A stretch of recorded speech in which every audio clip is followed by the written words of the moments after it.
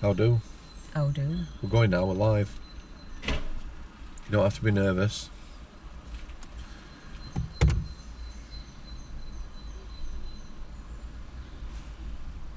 Breathe. Okay. So Ruth, manic depression. First of all, congratulations. What for?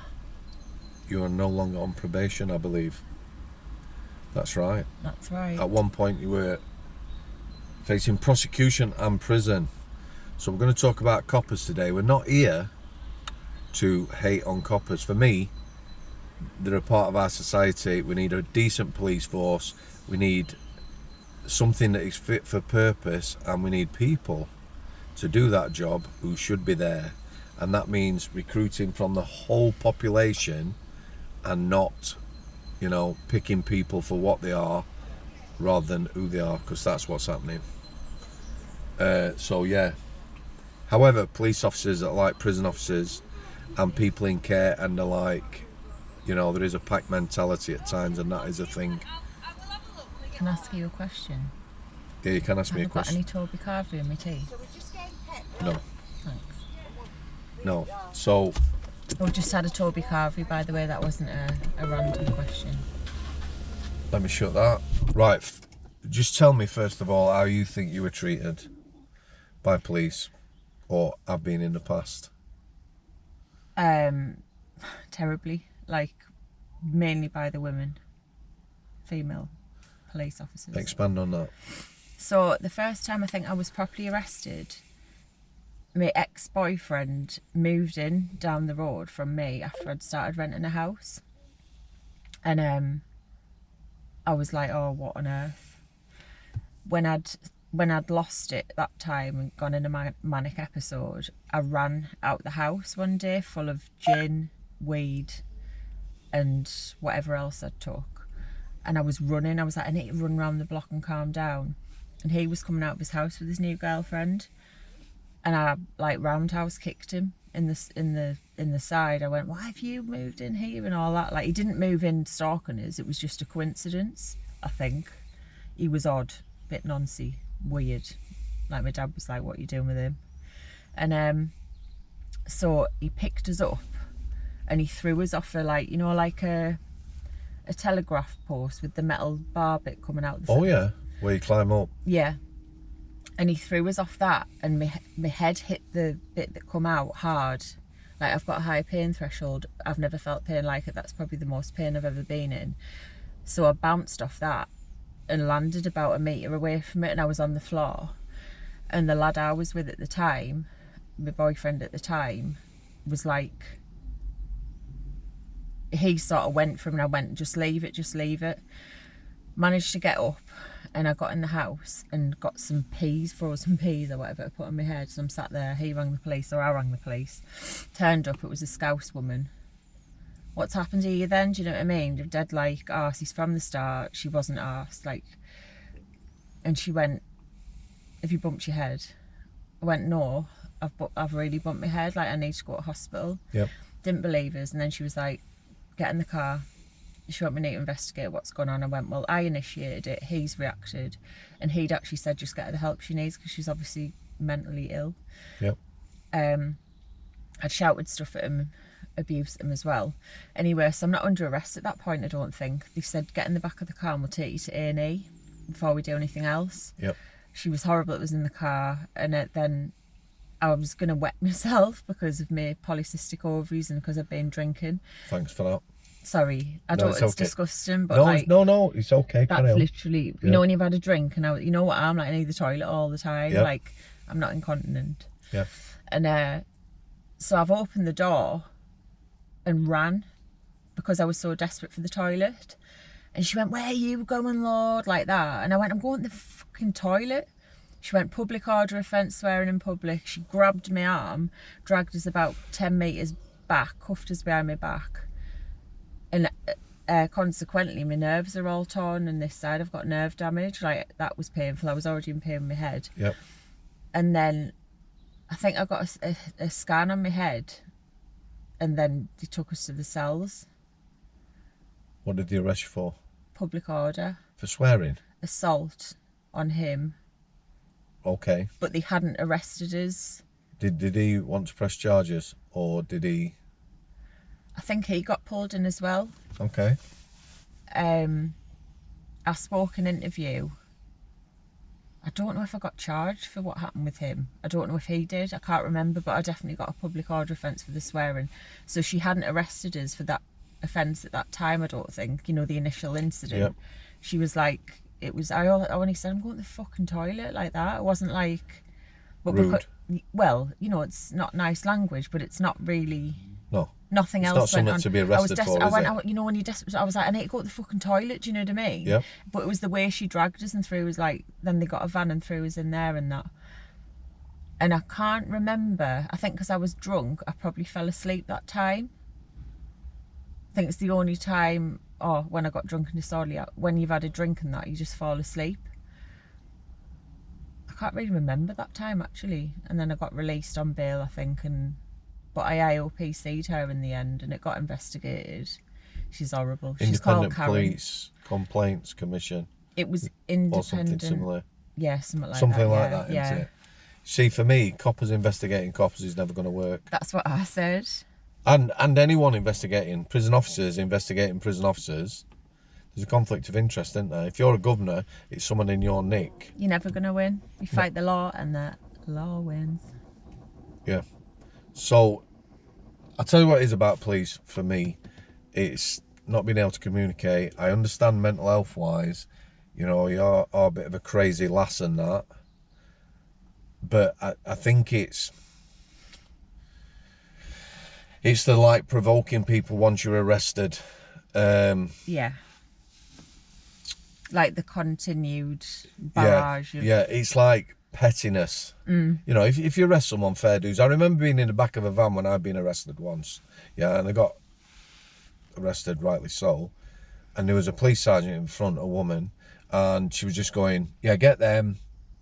And the guy who's driving the van is like going, man, we're full. The desk sergeant's not going to admit all these. There's a couple arguing. Literally, you could see out the van they were having a bit of a domestic. Arrest them. And they just filled this van up. It was a massive police Mariah. It was full. And when they all come in, desk sergeant's like, whoa, what's all this? I want all these nicking. Do you know what I mean? Her attitude, it was like, it wasn't professional conduct. And I've seen that a lot. You know, you only have to look at YouTube now, how many videos there is. They're arresting people in Manchester town centre. Is it an auditor? But I don't think that's right, because they're just asking for trouble and wasting time. Do you know people who do police audits? Yeah.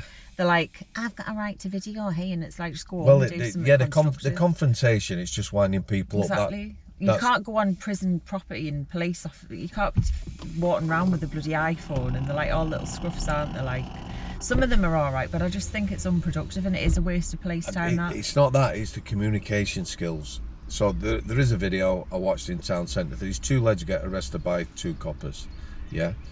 And the guy, one of them's going, wow, they didn't resist. What are you arresting us for? Nothing, just to and fro in, loads of people filming it. And they ended up with 8 coppers, yeah? It goes on for 20 minutes, this to and fro in, they're arguing with the public. They're arguing with the people who were filming, they're arguing with the two lads. In the end, they uncuffed them, and all 8 coppers went. It was embarrassing. You know, it didn't used to be like that when I were a lad. Yeah, you used to get a clip. When I were a lad. Yeah, when I were a lad. When I were a lass. Got a clip. I was scared of coppers, but you know, they spoke to people. It was like, Yeah, my I think dad people said took that it as back a in the day, professional yeah. job. Yeah. Whereas It now, was like Bobby's on the beat, wasn't it? It was like, yeah, of course it do was. you get what I mean? Community bobbies. Like my dad said they really made an example of him when he got like charged for a minor offence when he was a kid. I think what's embarrassing now is a lot of them don't know the law. I know. So they're stopping people, and people are telling them the law. Well, I've got a friend who I've met through blogging because he blogs about mental health, and he's a sergeant, and he said all they've done mental health wise is 1 PowerPoint training. And when I had a meeting with the police and a liaison officer and the psychiatrist and my nurse, I said you need to integrate a deep level of mental health training into job. You know, you need to specify that if you're applying for this position, you'll have to have mental health training. I said, it's not your job, but it's becoming your job. I'm going to play devil's advocate now. Right. People said that about the prison service. You can't do that job without being trained for mental health. A lot of people in prison have mental health issues, loads. However, you can't facilitate that training. What you could have someone who's special, like for instance, in serious incidents, CNR coordinators, control and restraint, instructors might lead an incident, so they will advise. The police, you're never going to get all police trained to there'll be no funding, no one's going to provide that training, and it'd be inadequate. However, the best they could hope for, which at one bit quite recently they were going to do, were have someone who was involved in mental health training working with police. So if they turn up and Ruth Lord is kicking off outside a beer off because she's had some beer, yeah, then someone's there who says, hold on a minute, do you know what I mean, who can advise. Because the only thing realistically, if you're kicking off, a bunch of coppers can do is either leave you or restrain you and arrest you. Yeah, and I understand that, but it's the way that they do it is unnecessary. When you're a male officer handling a 5'5" female who's like 9 stone wet through, that's my issue. Because I'm not going to beat you in a fight, am I? I'm not, Sam. No. Because I know that you know lasses and that, and I know lasses who've really beat the crap out of male staff, but I really haven't. No. I really haven't. I have been violent towards men, but not like I've maybe hit them back, or I've hit them and they've walked away because it doesn't hurt them. I haven't like jumped on a staff member and beat them up. When I got sectioned, obviously that was the other way around, if you get what I mean. I did hurt them then, but not like I was lashing out, not beating them. I wouldn't fight a man. Do you know what I think the problem is, love? I think that the people that have been recruiting in the police, a lot of them have got no life experience, so they don't know how to talk to people. If you can't talk to someone, de-escalate.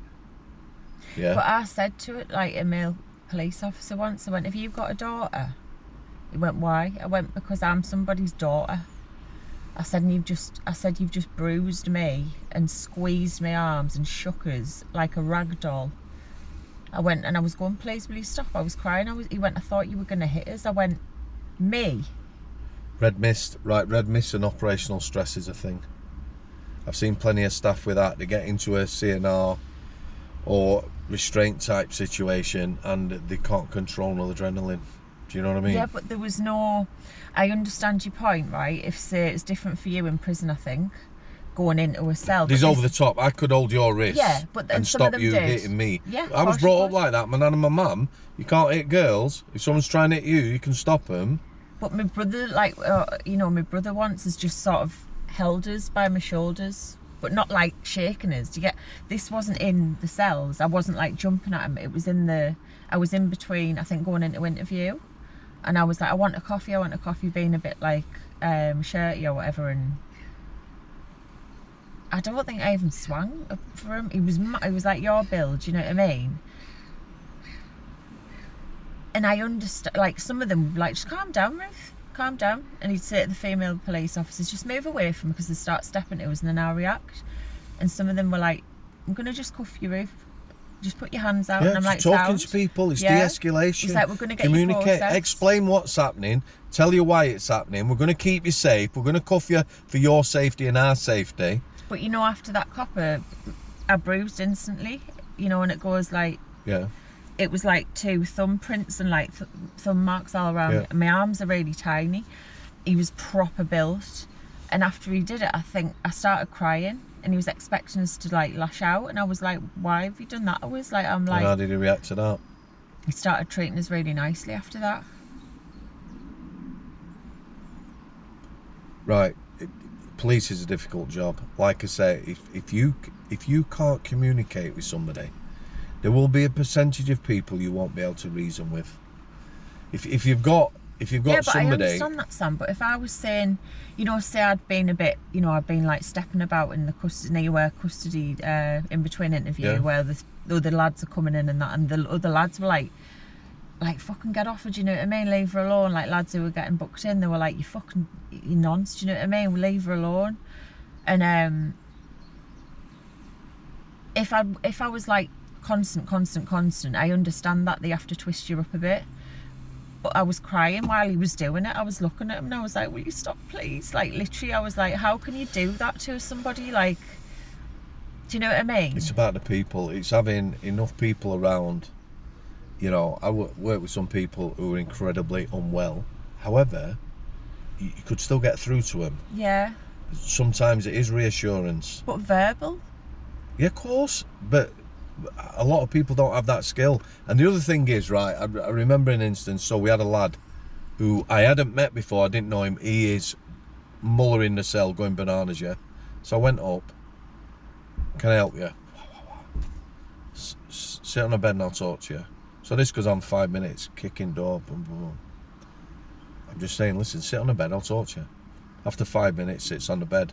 What's your problem? Up again. Yeah. After 10 minutes, he's come right down now.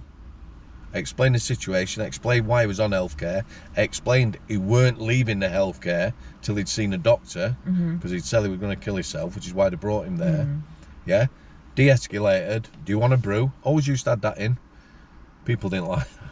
You know, some people I work with, what are you getting him a brew for? Why not? Oh, really? Like Yeah. Give him a brew. Yeah. When it settled them down a bit, it gives something to do. Then an officer who didn't work on there went up and said something, you know, like, just wound him up again. That's what... And, you know, you can't legislate for that. You can lead something, you can talk to people. I've seen plenty of coppers, because there is that on YouTube as well. People are really good.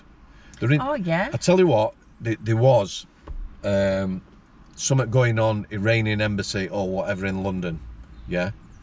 There was a guy that the coppers, I believe, were arresting. I saw the video from all different angles, a short video, yeah? There was a massive crowd, thousands of people. There was 4 or 5 coppers, one of them was a lass, and there was a guy, I believe they were arresting him for his own good, his safety, trying to get him in a van, and this crowd were going mad, yeah? A couple of coppers had got the batons out, and this one copper, probably holding off 20, talking, you know, kept his cool, because I thought, oh my God, I'm glad I'm not him. Yeah. You know, and there is people that have that skill, but like the prison service has recruited loads and loads of young people, lots of lasses, lots of that are going for the job. Yeah, because they are vulnerable. But because can I tell you something? Yeah. Well, not tell you, you'll know this, but yeah. I was reading something the other day about, I think it was an old news article about, you know, female prison officers. They just go in to get like male attention, and like someone was saying that, like, who'd been in prison, lads in prison who've been locked up for years are gonna shag anything, aren't they, or be attracted, you know, when they've been like sexually frustrated. But these lasses are going in like that, flicking the hair, thinking the big girls, getting shagged in cells, and then that's what I don't understand. Like that video I shared the other day of 2 prison officers necking on in the break, and like someone goes up and he's like, aren't you supposed to be at work? Right. And they're like, we're off duty. He's like, you're in uniform. And it's like, they're just totally bent. Like, I gave a talk at a college, lovely staff, Newcastle under Lyme, yeah? It was public service workers, so they could be anything to do with public sector. So I gave a talk, really well attended. So the guy says after, right, Sam's going to be here for another hour. If you're thinking of joining the prison service and you'd like to ask him specific questions, then, you know, stay behind. Not you, I'm not saying you're a bent No, screw. I don't mean they're all like that. No, but 25 or 30 people stopped. These are young people, 17, 18, 19, to ask me questions, yeah? Right. They were all lasses, not one lad. Yeah. So I just said to them all, I answered a lot of questions, and I said, can you tell me why you want to be prison officers working? Because I said to them all, you know, I explained about the difference between male and female jails, a lot of mental health issues in female jails. You know, if you've got empathy and understanding, very difficult job. However, it's different in males. Yeah. But they all wanted to work in male prisons. And I said, why do you want to work in a male prison? And they couldn't answer. I'm not saying they know all want. Why.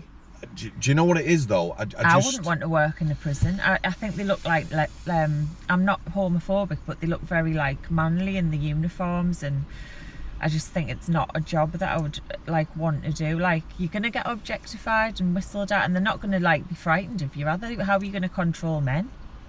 I wouldn't want to be controlling that's the problem. men. They're not a threat. It's if me and sick. you were prison officers, yeah, and there's two lads in front of us now kicking off, they're not looking at you as a threat, are they? No, exactly. What am I gonna do if you're getting? You might have good communication skills, Yeah, so I'll they're be standing there like, can you calm down, please? And yeah, they're like, yeah. What you mean like that? Yeah. I'm not saying that don't work. The problem is now that I'm not saying that I was ever a threat or any prison officer. If someone loses it, don't matter who's in front of them, they're going to kick off, yeah? exactly. Yeah. But having a load of young girls there... It's not, they need to be older. I think they need to change the age limit of like, not even, I know that sounds sexist. The problem is that no one older is going for the job, love. Whether it's to do with the money... I don't think females should be allowed to be in male prisons. I think there should be a percentage. Yeah. But I think they should have extra training and extra like... But again, it comes down to resources. All right, I'll tell you what the prison service... I know where you're coming from. Yeah. I can see where you're coming from. Let me tell you what the prison service did, whether it was last year or the year before. They have a manual, prison officers manual or whatever, yeah? And they changed the wording on the relationship side of it to cover corruption in effect, because they know corruption's going through the roof. If you see 20 female prison officers in the last month in the papers who've got caught, there'll be 200 who haven't got caught, Exactly. who've been walked to the gate and finished. But it's like these rapists and nonsense in the police, isn't it? David Carrick and Wayne Cousins have been caught, but how I would like to see the hard drives of some of the coppers I've met, I'll tell you that for nothing. Well, see, the problem with the police is that they're not open and honest about it. I believe the police have been pulled, and what they've been doing is, on the police websites and that, they've been removing all the information on these people.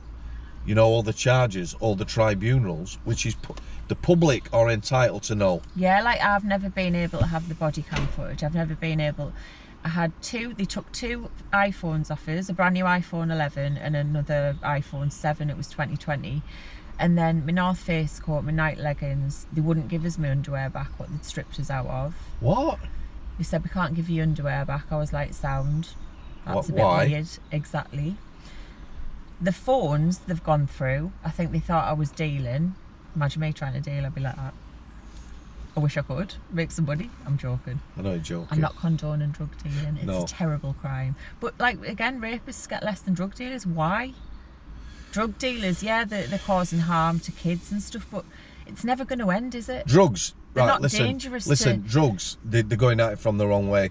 They're never ever going to stop all the drugs coming in this country. For everyone they catch, Exactly. there'll be 3 or 4 The people going to police take their officers place. confiscate the weed and smoke it themselves anyway. The problem is with drugs that people are using it. But it's like, I'm on Supply and drugs. demand. I take drugs. The stuff I'm on would sell for loads in prison. Yeah, of course it would. Like, I can get diazes for free, I can get quetiapine for free, well- I can get lorazepam, I can get promethazine, I can get any benzo. That's another sad thing in prison. You know, obviously I've only worked in male prisons, but the lads who were mentally unwell will get bullied for the meds. But it's the same stuff. Like, if I have let's say I have a quetiapine, makes us like feel like I'm stoned, it makes us relax. If I have like a promethazine, sometimes it tunes my brain and makes us a bit sharper, like a line. Do you know what I mean? Yeah. If I have a diazepam, to me it doesn't really do much, might make us feel a little bit pissed or something. So in the past, have you used recreational drugs? Yeah, Have you used coke? yeah. So what is coke similar to that you take, do you think? Or is there nothing similar? I've never taken it, so I wouldn't know. I've had a couple of lines up my nose, but I've rubbed it around my gums. It was used to be used in dentistry to numb your gums. No, I back know in it the did, day. but what I'm saying is, I there any don't drugs know. you take? The taste of it's similar to something. I think it tastes a bit like lamotrigine. But how's it affect you? Does it affect you like the... Nah, No. it doesn't. That's why I've never really got bang into it, I think. Do you know what I mean? Like, every time I've had Is a that line... because the drugs you take are stronger? Yeah, so if I have a line, I could do a line now and probably sit here and be sound. but I've never gone, let's have a line, let's have a key, let's have a line, let's have a key. I've never done a proper session, do you get what I mean? Yeah. I haven't had enough of it to know. I don't know. I'm glad I never got into it because I think I'd be dead. But like, I've only done it, I've never bought coke. I've just had it when like my mates have had it, or people I've been knocking about with have had it, do you know what I mean? Let's go back to coppers then, prison officers and the like. But can I just say, sorry, I totally went off track. Yep. ADHD, mental. Yeah, go on. They kept my iPhone. So if you think, right, I'm a vulnerable woman in the community. I'm on bail, I'm facing time. Right? They take my phones off us when I'm homeless pretty much, and I've got nowhere to sleep apart from my car. I'm on the verge of bankruptcy. There's no reason to take my phones because I haven't got any, there was no malcoms in the situation. I don't deal. I mean, obviously they found nothing on my phones. Yep. So they've left me for 2 years nearly with no phone. I had to go and buy a Nokia. Why didn't they give him you back? They said we need to investigate, and I was investigate like, what? That's what I said, but they could never really give us an answer. That was the issue. I think they just had it in for us, Sam. Like, I'm not being paranoid. They just wanted us. It was like, right, she's got enough to go to prison. You were well known though, weren't you? I still am. They're like, you all right, Lord? But like, so they left me in a really vulnerable position because I had to then go into debt and like borrow off some lad to get a Nokia. Yeah, but they won't see that. And then I'm like, I can't get in touch with anyone because all my contacts are saved to my iPhone. All my photos are on there, like personal photos of family. Like, there was a few pictures of us in bikinis and underwear and stuff that I took, and it's like, what are you doing with the phone? Really? As prison officers at Strangeways prison, we couldn't take mobiles in. A couple of people did. If you couldn't take your phone? No. Right. So I was once going through staff search, and one of the OSGs, who was a good lass, went, Sam, you need to go back to the car. And I went, no, I don't. She went, no, you do. So I actually, if I'd have stepped up for searching, yeah, but she'd seen my phone on the x-ray, so I took my bag and put it back in the car. Yeah. How did the bent screws get phones into the... Right, here's the thing. Well, firstly, people did take phones in, not on purpose, and got caught. But it was a couple, prison officer and lad and lass, prison officers, who got some sex tapes on her phone. She took it in by accident. Everyone in the prison saw them. So that's security. Obviously, they're going to look at numbers, make sure there's no contacts. However, that tells you how professional people are. Everyone knew. But I mean, literally, how do they get them in? Do they put them... Right. High security estate, I used to get searched every day. You go through a portal, you get wandered down. So if you had a phone in a... Yeah. In that way. You get spotted. Yeah. On a thing. Yeah. But when I worked So how have people got past that stage? Because not every prison has that level of security. Right. Really? When I was at Forest Bank, in 3 years, I got searched 3 times. God, that's The terrible. third time I went to get searched in the morning, so there's security there. So I'm there with the lad behind me and a lass. This screw says to the lass, you can go through. I went, where's she going? Can't search her, we've got no lasses. Oh, so you're searching all the male staff but not the female staff? Double standards. Yeah, we went, nah, that's not happening. Security manager went, no, it's not. See, I think there's a lot of sexist behaviour towards men. Do you understand what I mean by that? No. Shall I tell you why? Because I'm not offended by anything like that, mate. Yeah, you're not. I don't think most men would be. But what I'm trying to say is, I'm not like saying, maybe sexist is the wrong word. Prison officers, yeah? You can search males and females. I can't search females. That's what I mean, but I understand. Female prison officers used to search us in the morning. That's what I mean, they can still pat you down. Yeah. That's not right. Well, no. Men's bodily reactions are very different to females. No, but it's not always because you like, it just happens. Well, I don't know. But do you understand what I'm saying? Yeah, you have got a valid point. Yeah. However, every day, I wouldn't want to search a man. Most of the staff searching everybody going into prison every day were female. Most of them. Not one male ever complained, ever. And I don't mean that in a way we're not going to complain because we've got female. Yeah. I mean, it's not an issue. You just get on with it. You know, it's a staff search, so it don't matter who was searching me. I got nothing to hide anyway. In you go. Yeah, but some men would be like loving it, wouldn't they? Do you get what I'm saying, Sam? A small percentage, possibly. However, the problem is with coppers and prison officers and the like, they're recruiting the wrong people, particularly the Do you coppers. think I'd be a good prison officer? I think I would actually, but I wouldn't do it for. I wouldn't do it for all the money and all the tea in China. That's right. not, that's okay. not racist. Okay. All the tea in China. Well, 2 points I'm going to bring up. You just said being a prison officer, and I thought about this a long time ago with someone I interviewed who borderline personality disorder. I haven't got that. No, but ADHD possibly, and autism. Yeah. And she was a prison officer, and some of the comments were like, "You shouldn't have a screws, nutty." And then I thought, hold on a minute. I think you need to be a bit nuts, don't you can't. No, this is what I thought. Because someone has got some mental health issues, I don't think it should stop them from doing the job.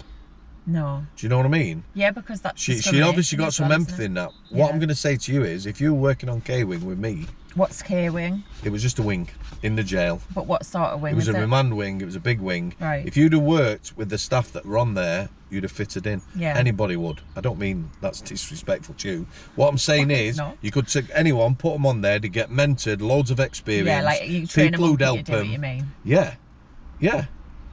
However, now, if you went on K-Wing now, I don't know, there's probably 15 staff on there who've got less than 12 months in, and most of them are lasses. That the problem is who they've been recruiting, and some of it, particularly the police, it's all about this political correctness bollocks. I'm and that. sick of all this woke stuff for you. Even me, like, I'm not a feminist, and the female police officers didn't understand that. And I went, "Do you mean a lesbian or a feminist?" I said, "Because I'm mental." I said, "If I was going to turn, it would have happened by now." I said, "I'm straight as a die. Is it heterosexual?" Yeah. Yeah. I don't understand. I'm going to say that. I probably shouldn't say it, there'll be people offended, but I don't understand people who are bisexual. We're going to finish the coppers and prison officers. There's good and bad, yeah. But can I just say one more thing? Yeah, and then I'm going to say So this is where the female police brutality came in, because four of them came into a cell when I was being processed. They didn't used to process us and give us my rights. What did rights. they come in for? To see if I was all right and blah blah blah, and I was like, I need my meds. They were like, "You're not getting anything until you calm down." I'm claustrophobic, Darren. Gemma Collins. Go on. It's not that funny. I think she's meant me. Anyway, so I stood up on the mattress. I had a cell with like a high up bed at the back. Yeah. And I've stood up on there, and they've backed us into a corner. And they said, "Ruth, calm down. We're here to help you." I went, "No, you're not. You're bullying us." Paranoid. Yep. "Ruth, we're all for women." I said, "Are you a lesbian, aren't you?" Shouldn't have said that. I'm not homophobic at all. No, but that's in that state of mind, Yeah. stoned out my brain on coke and that whatever I took. And then that's when I think one of them was a lesbian. So she stepped to us, like bent us up a bit, tried to. She didn't manage very well. So I got back on the bed and I just jumped off and like started roundhouse kicking them, like punching them and that. But that wasn't this Are time. the cameras this time cells? before. Yeah. Well, I think so. But there's no. But one no last conversation, thing, is I there? tried to strangle myself with my jumper in 2020 when I was in the cells remanded for about 72 hours. I'd been in, no medication, stripped naked, anti-ligature suit. Oh, sorry, this was before the anti-ligature suit. They obviously put us in it after this. I had like a little jumper on, like they'd left my clothes on. They went, "We're not even giving you your rights until you calm down." I was like, "I need my meds." So they didn't even give us my rights for about 7 hours because I called the sergeant a nonce. And then I had my hoodie or some jumper like this, and I thought, I can't do this no more. This is like too much for us. If I'm in these cells any longer without the quetiapine, I'm in withdrawal, I'm shaking, and I feel like I'm retching. I'm in withdrawal, do you know what I mean? I'm frightened. So I got my jumper and I just went like that round my neck and I started squeezing as hard as I could, and I was lying like back on the bed. And the cameras must have been on because I was squeezing and squeezing and squeezing and squeezing. I think I started to just like, I was just lying there pulling it, and I turned my head round to this side, and the next thing I knew, he ran in, the sergeant, and he got my jaw like that. his finger under that bit of my jaw, and he just went like a bang, and just walked out. And I was like, wow, you could have said, do you want a cuppa or are you alright? Or a glass of water. I think the problem is that... Is that a No, because it's not that's the problem. Right. Is that a protocol? No. Is there a, like, if you... Did he leave you with your cardigan? No, then they came back in, got 3 female officers who I'd been fighting with already. Yeah. We're going to have to strip you off if you won't take your clothes off. I was like, I'm not taking my clothes off in front of you, you fucking horrible lesbian, going on